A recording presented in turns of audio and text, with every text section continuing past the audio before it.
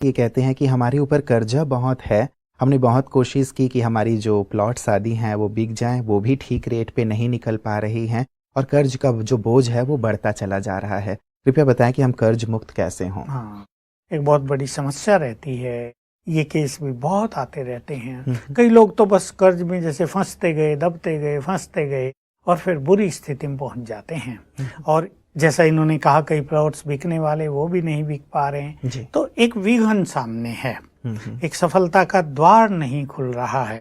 तो इन्हें 2 अभ्यास करने हैं, जो हम सदैव सिखाते हैं। एक तो सबकॉन्शियस माइंड का प्रयोग सवेरे उठते ही 5 बार करेंगे इस तरह का अभ्यास। मैं मास्टर सर्वशक्तिवान हूँ, मैं बहुत सुखी हूँ, मैं बहुत धनवान हूँ, मैं कर्ज मुक्त हूँ। फिर दूसरी बार करेंगे, मैं मास्टर सर्वशक्तिवान हूँ, मैं पद्मा पदम भाग्यवान हूँ, मैं बहुत सुखी हूँ, मैं बहुत धनवान हूँ, मैं कर्ज मुक्त हूँ। 5 बार ये करें और दिन में 1 घंटा कोई फिक्स करें जब इनको विघ्न विनाशक योग भट्टी करनी है। ये हमारे सभी दर्शक जान लें, विघ्न विनाशक योग भट्टी फॉर 21 डेज। 1 घंटा फिक्स करके योग करना है। 2 स्वमान शुरू में याद करने हैं। मैं मास्टर सर्वशक्तिवान हूँ, विघ्न विनाशक हूँ।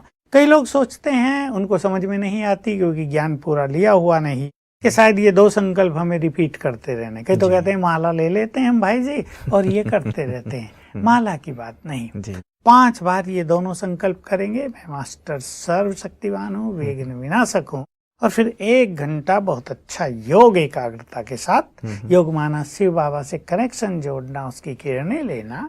जिन्होंने नहीं सीखा वो हमारे सेवा केंद्रों पर जाकर सीखें और इनकी लाइन क्लियर हो जाएगी।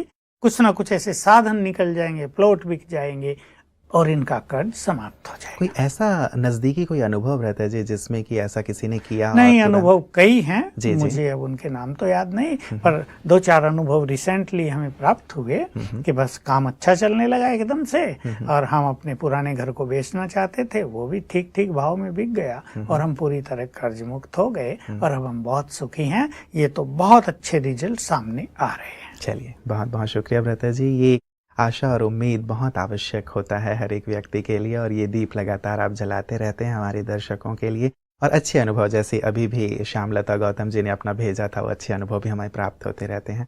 आज के सुंदर प्रकाश के लिए आपका बहुत बहुत शुक्रिया।